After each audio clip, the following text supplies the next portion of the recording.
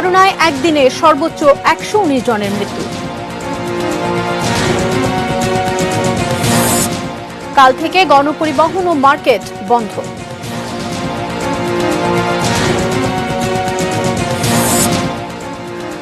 ঢাকা বোর্ডে এইচএসসির ফর্ম পূরণ স্থগিত। করোনার দ্বিতীয় ঢেউ মোকাবেলায় সতর্ক থাকতে বললেন প্রধানমন্ত্রী। শিক্ষা সনদের বিপরীতে নারীদের ঋণ দেওয়ার পরামর্শ ডক্টর মাহফুজুর রহমানের।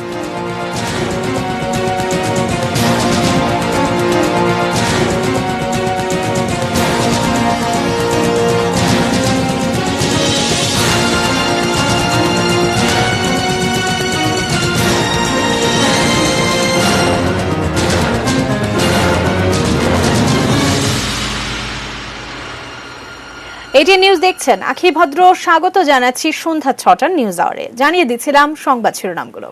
VSL angle channel HB VSL Bikrampur steel limited.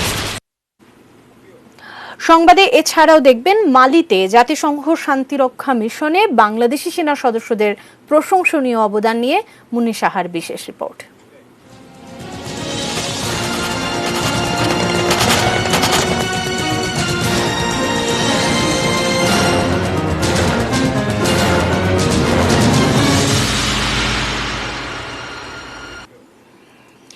পুরো খবরে যাচ্ছি। করোনায় একদিনে মৃত্যুর নতুন রেকর্ড। গত ২৪ ঘন্টায় সারা দেশে মারা গেছেন আরও ১১৯ জন। এর আগে গত ১৯ এপ্রিল সর্বোচ্চ ১১২ জনের মৃত্যুর খবর ছিল হিসেবে। স্বাস্থ্য অধিদপ্তরের নিয়মিত বিজ্ঞপ্তিতে রোববার জানানো হয় এ পর্যন্ত করোনায় মোট মৃত্যু ১৪,১৭২। সবশেষ ২৪ ঘন্টায় ২৪,৪০০ নমুনা পরীক্ষা করা হয়েছে, যাতে ৫,২৬৮ জন শনাক্ত হয়েছে। শনাক্ত হার ২১.৫৯%। এ পর্যন্ত মোট শনাক্ত ৮,৮৮,৪০৬।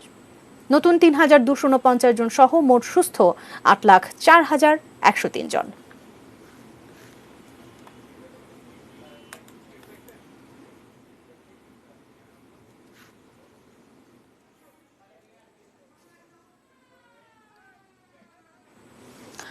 গণপরিবহন বন্ধ সহ আগামীকাল সোমবার থেকে সারা দেশে ৩ দিনের বিধিনিষেধ দিয়েছে সরকার।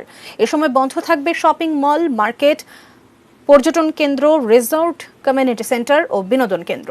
২৮ জুন সকাল ৬টা থেকে ১ জুলাই সকাল ৬টা পর্যন্ত এই বিধিনিষেধ থাকবে। রোববার বিকেলে মন্ত্রিপরিষদ বিভাগের প্রজ্ঞাপনে জানানো হয়, সারা দেশে পণ্যবাহী যানবাহন ও রিকশা ছাড়া সব গণপরিবহন বন্ধ থাকবে। আইনশৃঙ্খলা বাহিনী নিয়মিত টহলের মাধ্যমে বিষয়টি নিশ্চিত করবে। খাবার দোকান ও হোটেল রেস্তোরাঁ সকাল ৮টা থেকে রাত ৮টা পর্যন্ত শুধু পার্সেল বিক্রি করতে পারবে। সরকারি বেসরকারি অফিস শুধু প্রয়োজনীয় সংখ্যক কর্মকর্তা কর্মচারী নিয়ে খোলা থাকবে। অফিস তাদের আনা নেয়ার দায়িত্ব নেবে। জনগণকে মাস্ক পরার জন্য আরও প্রচার চালাতে হবে এবং প্রয়োজনীয় ক্ষেত্রে আইনানুগ ব্যবস্থা নিতে বলা হয়েছে প্রজ্ঞাপনে।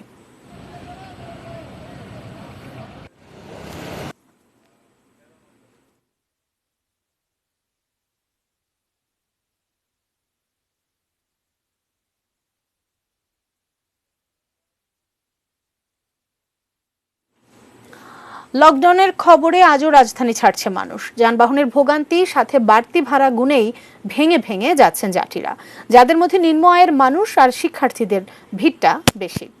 দেখব সাদিয়া আফরোজের রিপোর্ট। এ যেন নো বাস ল্যান্ড, মানে যারা ঢাকার বাইরে যাচ্ছেন বাস থেকে তাদের নামতে হচ্ছে গাবতলী বাস স্ট্যান্ডে, আর মেট্রোপলিটনের বাইরের যানবাহন মেলে আমিনবাজার ব্রিজের ওপারে। মাঝের প্রায় ১ কিমি রাস্তা পুরোটাই পাড়ি দিতে হচ্ছে পায়ে হেঁটে। সারা দেশে লকডাউনের খবরে বাড়ির পথে ছুটতে গিয়ে যাত্রীদের সঙ্গী ভারী ব্যাগ, সাথে আছে শিশুরাও। আবার হাঁটা পথের ভোগান্তিতে সঙ্গী হয়েছে তীব্র গরম। গেছিলাম মেয়ের কলেজে রেজিস্ট্রেশন করার জন্য, এখন এই রোদের মধ্যে হাইটা যাওয়া কি সম্ভব হাতে ব্যাগ নিয়ে? এখান থেকে চন্দ্রা পর্যন্ত যাব, ভেঙ্গে ভেঙ্গে যেভাবে পারি, তারপরে ওইখান থেকে সিএনজি বা অন্য যে কোনো বাহনে যাবো আর কি। ঈদের সময় যেমন একটা চাপ হয় বলতে পারেন, তার থেকে একটা বড় ধরনের চাপ। এই রাস্তায় নিয়ম না থাকলেও গত ২ দিন থেকে রিক্সা চলছে অবাধে, সুযোগ বুঝে নিচ্ছে বাড়তি ভাড়া। আবার বিভিন্ন রাইড শেয়ারিং অ্যাপের চালকরাও পারাপার করছেন ২ জনের জায়গায় ৩ জন যাত্রী। ৩ জন যাওয়া যায় তো, হাইওয়েতে ৩ জন যাওয়া যায়, ১০০ টাকা করে চায় এই ব্রিজের গোড়ায়। এত হয়রানি করলে কিভাবে চলে বলেন? কিন্তু এত ভোগান্তি পেরিয়ে বাড়ি যাওয়ার কারণ কি? সবারই আছে নিজস্ব ব্যাখ্যা। দাদাদের প্লেটে সিভিং কাজ করি, বন্ধ করে দিয়েছে একবার, বন্ধ মানে লকডাউন যাওয়া যাবে না। এখানে আসছিল ডাক্তার দেখানোর জন্য, পরে আবার ব্যাক করতেছে। প্রাইভেট কারে জিজ্ঞেস করলাম 600 টাকা ঘাট পর্যন্ত চাচ্ছে। শহর ছাড়া মানুষের চাপের কারণে ঢাকার সংযোগ সড়কগুলোতে সারাদিনই লেগেছিল যানজট, যার প্রভাব পড়ে রাজধানীতেও। সাদিয়া আফরোজ, এটিএন নিউজ, ঢাকা। কঠোর লকডাউনের আগের শিথিল লকডাউনের সুযোগে বাড়ি ফেরা মানুষের চাপ শিমুলিয়া বাংলা বাজার এবং পাটুরিয়া দৌলতদিয়া রুটেও।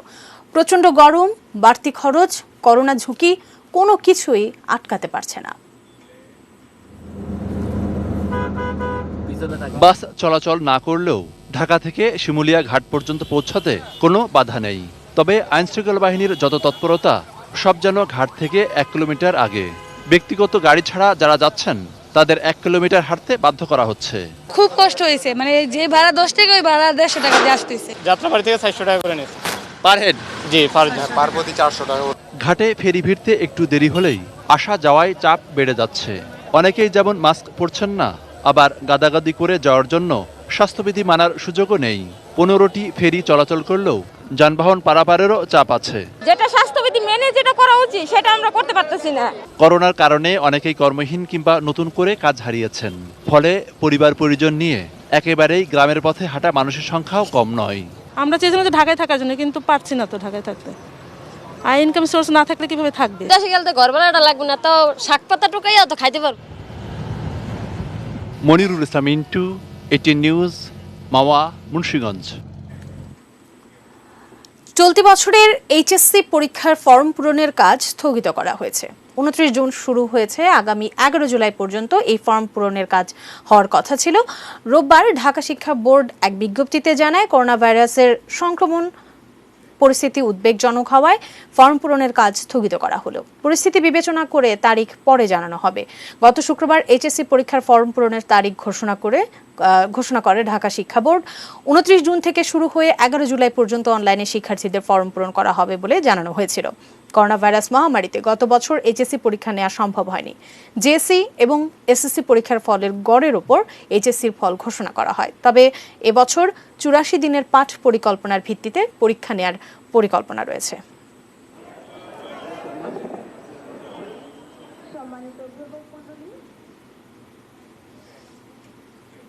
করোনার দ্বিতীয় ঢেউ মোকাবেলায় সরকার প্রস্তুত রয়েছে, তবে সাধারণ মানুষকেও সাবধান হতে সতর্ক করলেন প্রধানমন্ত্রী শেখ হাসিনা।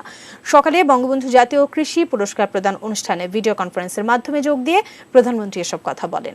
সেই সঙ্গে করোনাকালে কৃষি খাতের সুরক্ষায় সরকারের নানা উদ্যোগও তুলে ধরেন তিনি। রাজধানীর ওসমানী স্মৃতি মিলনায়তনে এ অনুষ্ঠানের আয়োজন করে কৃষি মন্ত্রণালয়। এতে প্রধানমন্ত্রীর পক্ষে 32 ব্যক্তি ও প্রতিষ্ঠানকে পুরস্কার তুলে দেন কৃষিমন্ত্রী আব্দুর রাজ্জাক। গণভবন থেকেই এ অনুষ্ঠানে ভার্চুয়ালি যোগ দেন প্রধানমন্ত্রী শেখ হাসিনা। শুভেচ্ছা বিনিময় করেন সফল কৃষি উদ্যোক্তাদের সঙ্গে। অনুষ্ঠানে শেখ হাসিনা বলেন, এদেশে কৃষি অর্থনীতির ভিত রচনা করে দিয়েছিলেন বঙ্গবন্ধু, কিন্তু 75 পরবর্তী সরকারগুলো সারা দেশের সঙ্গে কৃষিখাতকেও ধ্বংস করে দিয়েছিল। 91 সালে বিএনপি যখন সরকারে আসে, কৃষকরা সারের জন্য আন্দোলন করেছিল। 18 জন কৃষককে গুলি করে হত্যা করেছিল। কৃষক সার পায়নি, পেয়েছিল গুলি। সেই সময় আমরা স্লোগান তুলেছিলাম যে কৃষক বাঁচাও দেশ বাঁচাও, এই স্লোগান নিয়ে, যে ওইভাবে কৃষকদের পাখির মতো গুলি করে হত্যা করেছিল খালেদা জিয়া সরকার। সারা দেশে 100টি অর্থনৈতিক অঞ্চলে যাতে কৃষি পণ্য প্রক্রিয়াজাত শিল্প গড়ে ওঠে, এর জন্য আরও উদ্যোগী হওয়ার নির্দেশ দেন প্রধানমন্ত্রী। খাদ্যের চাহিদা বিশ্বে থাকবে, আর এই করোনাকালীন সময় তো খাদ্য চাহিদা আরও বাড়বে। তো সেই কারণেই আমরা যদি আমাদের উৎপাদন অব্যাহত রাখি, তাহলে নিজেদের চাহিদা যেমন আমরা মেটাতে পারবো, প্রয়োজনে অন্যকে আমরা সহযোগিতা করতে পারবো। বর্তমান সরকার শুধু খাদ্যে স্বয়ংসম্পূর্ণই নয়, মানুষের জন্য পুষ্টিও নিশ্চিত করতে চায় জানিয়ে শেখ হাসিনা মনে করিয়ে দেন, বেশ কয়েকটি কৃষি পণ্য উৎপাদনে বাংলাদেশ এখন বিশ্বে নেতৃত্ব দিচ্ছে। আজকে বাংলাদেশ হচ্ছে বিশ্বে ধান উৎপাদনের তৃতীয়, পাট উৎপাদনের দ্বিতীয়, সবজি উৎপাদনের তৃতীয়, চা উৎপাদনের চতুর্থ, আলু আম উৎপাদনের সপ্তম স্থান আমরা অর্জন করতে সক্ষম হয়েছি। সে সঙ্গে করোনায় ক্ষতিগ্রস্ত কৃষকদের পাশে দাঁড়াতে সরকারের নানা উদ্যোগ তুলে ধরেন প্রধানমন্ত্রী। পাশাপাশি সবাইকে আবারও সচেতন হওয়ার আহ্বান জানান তিনি। মানুষ আক্রান্ত হচ্ছে ব্যাপক হারে, মৃতের সংখ্যা বেড়ে গেছে, কাজে সবাই একটু সাবধানে থাকবেন, নিজেকে নিরাপদে রাখবেন, নিজের পরিবারকে নিরাপদে রাখবেন, স্বাস্থ্য বিধিমালাগুলি মেনে চলবেন, নিজেকে সুরক্ষিত রাখবেন, সেটা আমার বিশেষভাবে অনুরোধ। আরাফাত সিদ্দিকী, এটিএন নিউজ, ঢাকা। স্বাস্থ্যমন্ত্রী জাহিদ মালেকও বলেছেন, লকডাউন না মানলে মৃত্যু এবং আক্রান্তের সংখ্যা বাড়বে, হাসপাতালেও জায়গা দেওয়ার সমস্যা হয়ে যাবে। সকালে সচিবালয়ে এক ব্রিফিংয়ে স্বাস্থ্যমন্ত্রী জানান, আগামী মাসে চীন থেকে সিনোভ্যাক্স টিকা আসবে, টিকা কার্যক্রম আর বন্ধ হবে না। আপনারা মেনে চলবেন, যদি আমরা না মানি তাহলে পরে মৃত্যুর সংখ্যা বাড়বে, আক্রান্ত সংখ্যা বাড়বে এবং হাসপাতালে চিকিৎসা দিতেও মুশকিল হবে। আপনারা জানেন ইতিমধ্যেই প্রায় বাংলাদেশের 5,000 থেকে 6,000 বেড অলরেডি অকুপাইড হয়ে গেছে, মানে রোগী ভর্তি হয়ে গেছে। কাজে আমাদেরকে সেদিকে খেয়াল রাখতে হবে। আমরা মডার্না টিকা 25 লক্ষ আমরা পাচ্ছি, সেখানা থেকেও টিকা আমরা খুব তাড়াতাড়ি পেয়ে যাব আমরা আশা রাখি। কোভ্যাক্স ফ্যাসিলিটিও আমাদেরকে এখন থেকে টিকা দিতে থাকবে। তো আগে যেমন টিকা একদমই আমাদেরকে বন্ধ রাখতে হয়েছিল, ইনশাল্লাহ আগামীতে হয়তো আর বন্ধ রাখতে হবে না, টিকার কার্যক্রম ইনশাল্লাহ চলমান থাকবে। তবে পররাষ্ট্রমন্ত্রী ডক্টর একে আব্দুল মোমেনের মন্তব্য, করোনা ভ্যাকসিন নিয়ে বৈশ্বিক রাজনীতিক হতাশাজনক। রোববার Bangladesh institute of international and strategic studies বেজ আয়োজিত এক ওয়েবিনারে তিনি বলেন, শুধু সম্পর্কের ভিত্তিতে ভ্যাকসিন দেয়া নেওয়া সমর্থনযোগ্য নয়। দক্ষিণ এশিয়ার দেশগুলোতে পরস্পরের মধ্যে ভ্যাকসিন টেকনোলজি শেয়ারের আহ্বান জানান তিনি। We have discovered with awe and disappointment that global politics and affluence power nexus have the empowering dominance in the global society, and we wonder if the way to procure vaccines would be smooth at all, as the bilateral cooperation is not the only deciding factor. COVID vaccine to be a public good, and its technology should be shared and available to all countries to produce it at an affordable price. পড়াশোনা করে চাকরির পেছনে ছোটার চাইতে উদ্যোক্তা হলে স্বাধীনতা ও আর্থিক স্বনির্ভরতা বাড়বে। তাই নারীদের শিক্ষা সনদের বিপরীতে ঋণ দেওয়ার পরামর্শ দিয়েছেন এটিএন নিউজ ও এটিএন বাংলা চেয়ারম্যান ডক্টর মাহফুজুর রহমান। নারী উদ্যোক্তাদের অনলাইন বাজার নিয়ে এটিএন নিউজ আর অ্যাকশন এইডের আয়োজিত ভার্চুয়াল আলোচনায় এ পরামর্শ ডক্টর মাহফুজুর রহমানের। সংসারে নানা ঝক্কি সামলানো নারীরা ঘরের পাশে হাল ধরে আছেন দেশের অর্থনীতিরও। যদিও নারীরা ৭৮ থেকে ৮৭% কাজের বিনিময়ে কোনো অর্থই পান না, তবে দেশের মোট দেশজ উৎপাদন জিডিপিতে এমন লাখো পেশাজীবী আর উদ্যোক্তাদের অবদান প্রায় 20%। অর্থের হিসেবে অঙ্কটা 4,80,000 কোটি টাকা। এদিকে আমাদের নারীদের ঘরে বাইরে কাজের মূল্য হিসেব করলে তাদের অবদান বেড়ে দাঁড়াবে 48%। অর্থাৎ দেশের সার্বিক অর্থনৈতিক উন্নয়নে নারী পুরুষের অবদান সমান সমান। এতদিন কৃষি, ক্ষুদ্র মাঝারি শিল্পে নারীদের নীরব বিপ্লবের বিপরীতে করোনার থাবা। গেল অর্ধযুগে অনলাইনেও নারীরা ব্যবসা করে আসছেন। এই মহামারীকালে সেই দিকে ঝোঁক বেড়েছে আরও। একটা সহজ কথা সবসময় বলার চেষ্টা করেন, ক্ষুদ্র মাঝারি শিল্প বা এসএমই দিবসে এটিএন নিউজ আর অ্যাকশন এইডের এই আলোচনার ইস্যু নারীর সেই ভার্চুয়াল অনলাইন বাজার। গ্রাম অঞ্চলে অনেক কিছুই উৎপাদন হচ্ছে, আর আমাদের প্রধানমন্ত্রী যে একবারই এক খামারের মাধ্যমে দেখা যায় যে আমি অনেক অঞ্চলে দেখছি, রংপুরের ওইদিকে মানে ছোট্ট জমি, বাড়ির পাশে ছোট্ট জমিতে স্ট্রবেরি চাষ করে। যদি সেরকম যদি এই বিভিন্ন জায়গায় যারা তৈরি করে তারা যে অনলাইনের মাধ্যমে যদি বিক্রি করতে পারে, তা আমার মনে হয় তারাও অনেক বেশি উপকৃত হবে। ডিজিটাল মার্কেটিং লাগবে, আপনি কোল্ড স্টোরেজ করলেন, আপনি ওখানে ফ্যাক্টরি করলেন, তারপরে বাজারকরণ লাগবে। তো সেখানে ওই প্রাইভেট সেক্টরকেও আনতে হবে বা কোঅপারেটিভ করে দিতে হবে। আরেকটা উদ্যোগ যদি আপনি নেন, নারীদের কোঅপারেটিভ। মাত্র আমরা এ পর্যন্ত 17% নারীদের সমবায় মধ্যে অন্তর্ভুক্ত করতে পেরেছি। আমরা এখন চেষ্টা করছি বিভিন্ন জেলাতে আমরা পাইলট প্রজেক্ট নিয়ে আর কি, যে কিভাবে আমরা শুধু নারীদের নিয়েই আমরা আলাদাভাবে সমবায় সমিতি করতে পারি। তৃণমূলে একেবারে গ্রামে বসবাসকারী যারা, তাদেরকে যেন ডিজিটাল জগতের সাথে কানেক্টেড রাখতে পারি, আমরা তাদেরকে অবকাঠামোটা তৈরি করে দিতে পারি। প্রতিনিয়ত প্রতিযোগিতার বাজারে তাদের নিজের ব্যবসাটা দাঁড় করাতে চ্যালেঞ্জ অনেক। ব্যবসা পোক্ত আর বড় করতে চাই ঋণ সহযোগিতা। আর সেই সংকট মোকাবেলায় নিজের পরামর্শ তুলে ধরলেন এটিএন বাংলা ও এটিএন নিউজের চেয়ারম্যান ডক্টর মাহফুজুর রহমান। তারা সারা জীবন পড়াশোনা করে যে সার্টিফিকেটটা অর্জন করে, এটা কিন্তু তার কাছে সবচেয়ে দামি একটা জিনিস। সেইটাই যদি ব্যাংকের কাছে কোলাটেরাল সিকিউরিটি হিসেবে যদি রাখা যায়, রেখে যদি ব্যাংক যদি সহজ শর্তে যদি লোন দেয়, তাহলে কিন্তু এই নারী উদ্যোক্তারা আরো এগিয়ে যাবে। তাহলে কিন্তু এইসব উদ্যোক্তারা সহজে হয়তো একটা ডাক্তার তার ছোটখাটো একটা করতে পারে, ক্লিনিক করে করতে পারে, ইঞ্জিনিয়ার ছোটখাটো একটা কারখানা করতে পারে। অ্যাকশনএইড রবিবার থেকে ফেসবুকে চালু করেছে ভার্চুয়াল নারী উদ্যোক্তাদের পণ্য বাজার। চাইলে বিস্তারিত জানা যাবে এটিএন টাইমসের অফিসিয়াল ফেসবুক পেজেও। আমরা যেটা দেখতে পাই, লক্ষণ করতে হয়। সাদাত হাবিবি সেতু, এটিএন নিউজ, ঢাকা। এবার মালি মিশনে বাংলাদেশের সেনাবাহিনীর প্রশংসনীয় ভূমিকা নিয়ে বিশেষ রিপোর্ট। আইএস ও আল কায়েদা জঙ্গিদের হামলায় গত 25 জুন মালির গাঁও প্রদেশে 12 জন জার্মান ও একজন বেলজিয়ান শান্তিরক্ষী গুরুতর আহত হয়েছেন। ইশাগারা মানে ঠিক যেখানে এই ঘটনাটি ঘটে তার আশপাশে আরেকটি গ্রামে শান্তি প্রহরায় ছিল বাংলাদেশের ব্যান্ডব্যাটো। 2014 থেকে প্রতি মুহূর্তের আশঙ্কা আতঙ্কের মালি মিশনে আমাদের সেনাবাহিনীর কথা জানাচ্ছেন মুন্নি সাহা।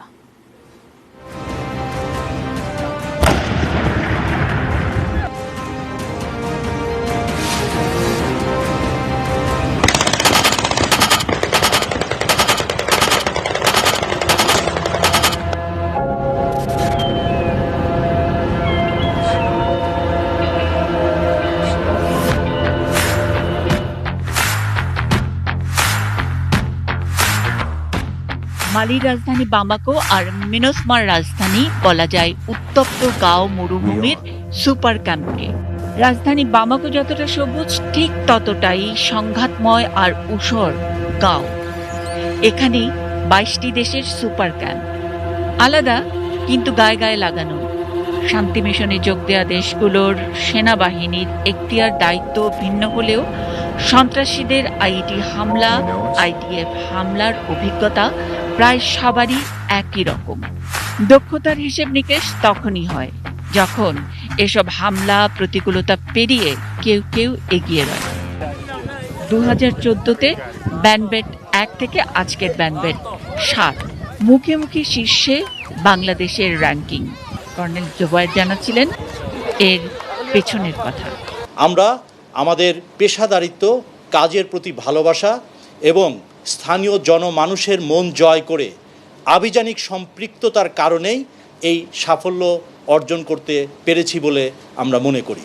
ইউএন বুক মেনেও শান্তি মিশনে বাংলাদেশের নানান ইনোভেশন কেমন করে দেখেন বিশ্লেষকরা? এই সমস্যা যেটা আমরা মালিতে দেখছি সেটা অনেকগুলি বিষয়ের যৌগিক মিলন। একটা হলো অবশ্যই উগ্রবাদের একটা বিষয় আছে, আন্তর্জাতিক রাজনীতির একটা বিষয় আছে, আন্তর্জাতিক অর্থনীতির একটা বিষয় আছে, এবং আপনি যদি একটু খেয়াল করে দেখেন এখানে কিন্তু ন্যাচারাল রিসোর্সেস প্রচুর, ফলে সেটাকে নিয়েও এক ধরনের কম্পিটিশন রয়ে গেছে। সুতরাং মালির যে সমস্যাটা উগ্রবাদ, সেটাতে একটা বড় বিষয় বটে, কিন্তু এর সাথে আরও অনেকগুলি বিষয় যোগ হয়েছে যেগুলি নিরসনের জন্য বাংলাদেশ সেনাবাহিনী থেকে শুরু করে বিশ্বের অন্যান্য পিস কিপাররা কাজ করে যাচ্ছে। নিজের দেশের মানুষের সাফল্যের কথা নিজের ভাষার চাইতে অন্য ভাষায়, অন্য জাতি, অন্য নেতৃত্বের কাছে শুনতে চাইলে কেমন শোনায়? All impressed by their good performance and their professionalism and also their implementation capability here. So we do hope that in the future more Bangladesh troops will be engaged in these UN peacekeeping operations. Do you expect Bangladesh in leadership position like force commander, deputy force commander? Well, I think it would be difficult for me to respond to that question. That process for selecting personnel for leadership positions has its own comprised with certain rules, but definitely Bangladesh and many other countries are qualified to occupy those positions. They are very competitive, obviously. and let's see how those processes would unfold. I don't want to prejudge what may happen.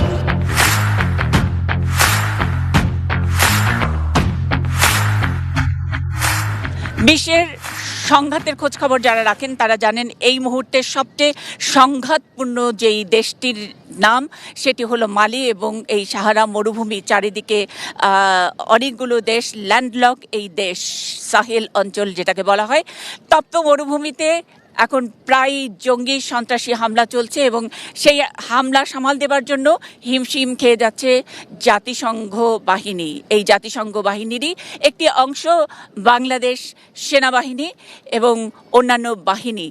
তারা প্রমাণ করছে কেমন করে আসলে শান্তি প্রতিষ্ঠা করতে হয়। অনেকেই আমাদের অস্ত্র, গোলাবারুদ, রসদ ইত্যাদি নিয়ে প্রশ্ন রাখেন, কিন্তু ভালোবাসা, সেই ভালোবাসার রসদে বাংলাদেশ বোধহয় অনন্য। সে কারণে এই মরুর বুকে এরকম একটি তপ্ত রাজনৈতিক অস্থিতিশীল এবং জঙ্গি হামলার একটি জায়গায়ও অনেকটা নির্বিঘ্নে, অনেকটা শান্তিতে বাংলাদেশ সেনাবাহিনী তাদের কার্যক্রম চালিয়ে যাচ্ছে এবং বিশ্বের কাছে, জাতিসংঘে আমাদের মুখ উজ্জ্বল করছে। মুন্নি সাহা, এটিএন নিউজ, গাঁও, মালি। নিউজ আওয়ারের সময় হলো বাইজিস্টিল বিরতি নেবার, এরপর জানিয়ে ফিরছি। মেজর সিনহা হত্যায় ওসি প্রদীপ সহ 15 আসামির বিচার শুরু। দখল দূষণে মুমূর্ষু রাজধানীর খাল, কল্যাণপুর জলাধারের 98% বেহাত।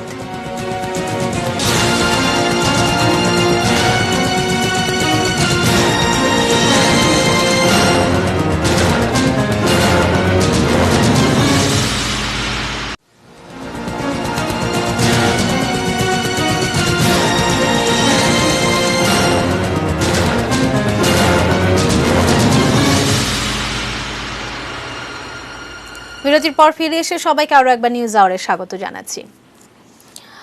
সেনাবাহিনীর অবসরপ্রাপ্ত মেজর সিনহা মোহাম্মদ রাশেদ খান হত্যা মামলায় 15 আসামির বিরুদ্ধে অভিযোগ গঠন করে বিচার শুরুর আদেশ দিয়েছেন আদালত। নাকচ হয়েছে টেকনাফ থানার সাবেক ওসি প্রদীপ ও কনস্টেবল সাগর দেব সহ 6 আসামির জামিন আবেদন। মামলার পরবর্তী সাক্ষ্য গ্রহণ আগামী 26, 27 ও 28 জুলাই। দুপুরে কক্সবাজার জেলা ও দায়রা জজ আদালতের বিচারক মোহাম্মদ ইসমাইল এই আদেশ দেন। আদালতের পিপি অ্যাডভোকেট ফরিদুল আলম জানান, সকালে ওসি প্রদীপ সহ 15 আসামিকে হাজির করা হয় আদালতে। দুপুর 1টা পর্যন্ত টানা 2 ঘণ্টা শুনানি চলে।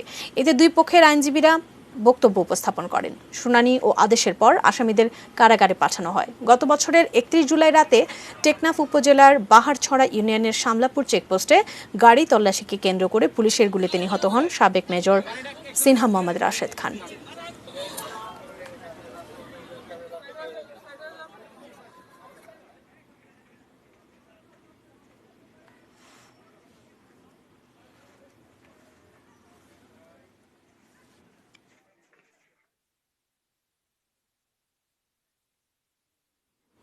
করোনার ছোবল হাসি কেড়েছে ক্ষুদ্র ও মাঝারি শিল্পের মানুষগুলোর।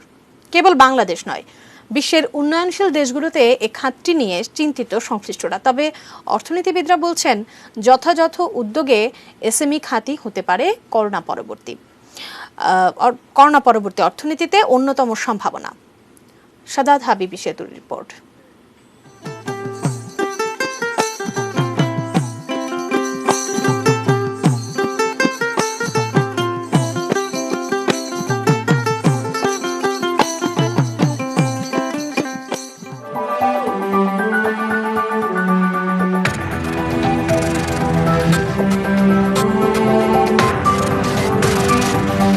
ক্ষুদ্র আর মাঝারি শিল্প দেশে বেকারত্ব কমানো ও দরিদ্র বিমোচনের পাশাপাশি অর্থনৈতিক উন্নয়নে গুরুত্বপূর্ণ ভূমিকা রেখে চলছে। পরিসংখ্যান বলছে, দেশের শিল্প খাতের মোট কর্মসংস্থানের 80% আর শ্রমবাজারের 25% কর্মসংস্থান হচ্ছে ক্ষুদ্র আর মাঝারি শিল্প কারখানাগুলোতে। এতদিন প্রয়োজনীয় অবকাঠামোর অভাব কিংবা ব্যবসা সহজ করার নানা সংস্কারের আলাপ জোরালো থাকলেও গেল 1 বছরে পাল্টেছে হিসেব নিকেশ, করোনায় পাল্টেছে ব্যবসার পরিবেশ আর বদলেছে ধরন। ইউরোপীয় ইউনিয়নের প্রিজম প্রকল্পের আওতায় পরিচালিত এক জরিপ বলছে, এই দুঃসময়ে আংশিক কার্যক্রম চালু রাখতে পেরেছে 52%, আর প্রায় 47% প্রতিষ্ঠান পুরোপুরি কার্যক্রম চালিয়ে যাচ্ছে। তবে উৎপাদন আর আয় কমে যাওয়ায় ক্ষুদ্র এবং মাঝারি শিল্পের 45% প্রতিষ্ঠানের কর্মী ছাঁটাই হয়েছে। এসএমইদের জন্য খুবই ইম্পর্ট্যান্ট হবে যে আমাদের ভ্যাট ট্যাক্সগুলোকে কিভাবে সহনীয় পর্যায়ে নিয়ে আসা যায়, আমাদের নন ফিনান্সিয়াল অ্যাক্টিভিটিস বাড়াতে হবে। সরকার ঘোষিত প্যাকেজের সিংহভাগই ছাড় করেছে দেশের ব্যাংক আর আর্থিক প্রতিষ্ঠানগুলো। বড় বড় প্রতিষ্ঠানের ঋণ নিয়ে যখন ব্যাংক আর আর্থিক প্রতিষ্ঠানের কপালে চিন্তার ভাঁজ থাকে, তখন এসএমই খাতে ঋণখেলাপি হওয়ার উদাহরণ নেই বললেই চলে। এসএমই যে ট্রাস্ট সেক্টর, এখান থেকে আমার এনপিএল কম, নন পারফর্মিং লোনের পরিমাণ কম, প্লাস আমার মার্জিন একটু বেশি পাচ্ছি আমি, প্লাস আমার আমি যে গ্রোথ আমি প্ল্যান করেছি সেই গ্রোথে এসএমই একটা ইম্পর্টেন্ট পার্ট প্লে করতে পারতেছে। সুতরাং আমি কেন এখানে ফাইন্যান্স করবো না? সব ব্যাংকেরই কিন্তু intention to expand its business and generate profit. মহামারী কালে যখন বৈশ্বিক উৎপাদন, বিপণন, আমদানি আর রপ্তানি ব্যবস্থা কঠিন সময়ে, তখন দেশের আর্থিক খাতের ক্ষত সারাতে কার্যকর হতে পারে ক্ষুদ্র উদ্যোক্তাদের উদ্ভাবনা আর উদ্যম। প্রণোদনা প্যাকেজটা যদি আরো একটু বাড়ানো যায়, যারা এসএমইতে রিস্ক মনে করছে সে কিছুটা রিস্ক মিটিগেটেড হবে, আরো বেশি করে ফাইন্যান্সিং হবে। সাদাত হাবিব সেতু, এটিএন নিউজ, ঢাকা। এবার সোশ্যাল ইসলামী ব্যাংক লিমিটেড বাণিজ্য সংবাদ।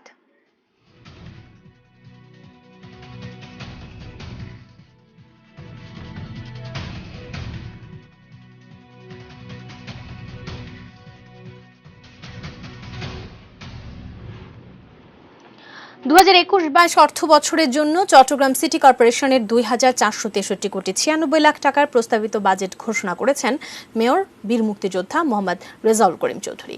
দুপুরে নগরীর থিয়েটার ইনস্টিটিউট মিলনায়তনে বর্তমান পর্ষদের মেয়র হিসেবে নিজের প্রথম বাজেট ঘোষণা করেন তিনি। এছাড়া 2020-21 অর্থ বছরের 1,001 কোটি 36 লাখ 45 হাজার টাকার সংশোধিত বাজেটও উপস্থাপন করেন মেয়র। চসিকের প্রধান নির্বাহী কর্মকর্তা মোহাম্মদ শহীদুল আলম অনুষ্ঠানে সভাপতিত্ব করেন। অধিবেশনে বাজেট বিবরণী উপস্থাপন করেন অর্থ ও সংস্থাপন বিষয়ক স্থায়ী কমিটির সভাপতি কাউন্সিলর মোহাম্মদ ইসমাইল। এ সময় মেয়র বলেন, নগরকে পরিবেশ, প্রযুক্তি, অর্থনৈতিকভাবে সমৃদ্ধ ও বসবাসযোগ্য করার স্বপ্ন নিয়ে এ বাজেট প্রণয়ন করা হয়েছে।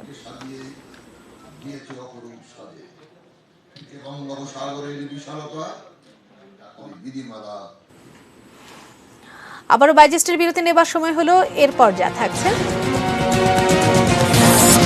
কোপায় আজ রাতে মাঠে নামছে ব্রাজিল।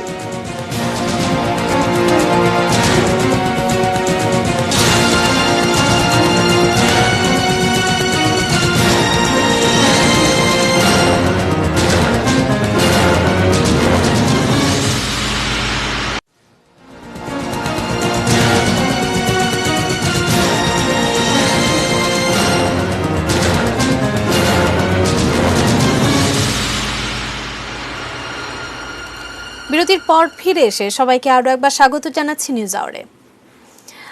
এবার মেটাল প্রেজেন্স কৃষি সংবাদ, সুজলা সুফলা।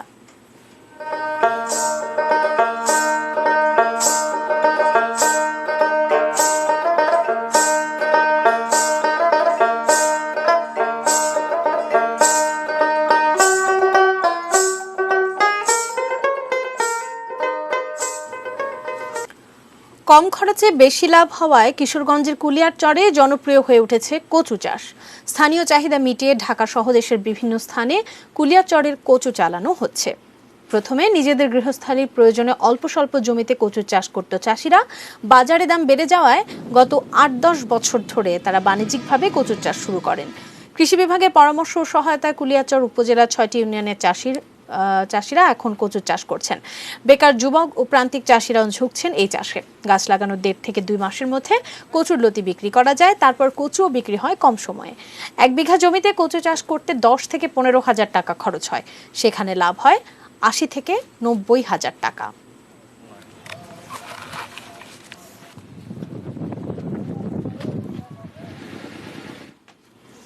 কোপা আমেরিকা 2021-এর খবর।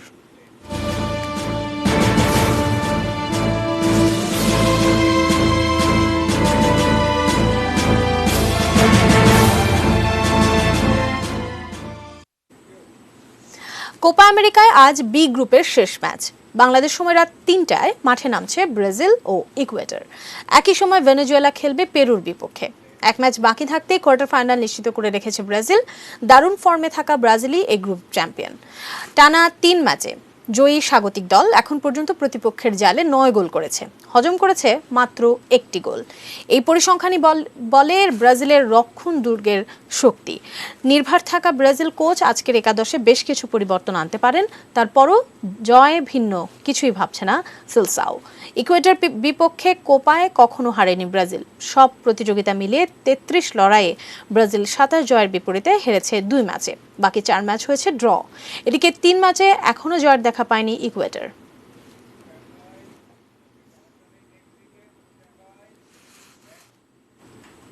শেষ করব, তবে তার আগে এক নজরে শিরোনামগুলো দেখে নেব আরেকবার। করোনায় একদিনে সর্বোচ্চ 119 জনের মৃত্যু।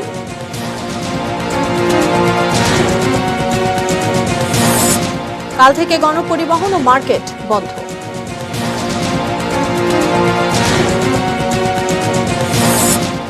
ঢাকা বোর্ডে এইচএসসির ফরম পূরণ স্থগিত।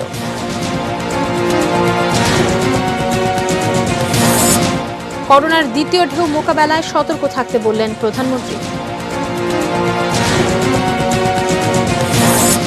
শিক্ষা সনদের বিপরীতে নারীদের ঋণ দেওয়ার পরামর্শ ডক্টর মাহফুজুর রহমান।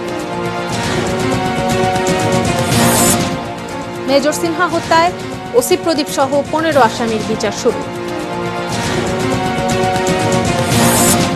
দখল দূষণে মুমূর্ষ রাজধানীর খাল, কল্যাণপুর জলাধারের 98% বেহাত। এবং কোপায় আজ রাতে মাঠে নামছে ব্রাজিল।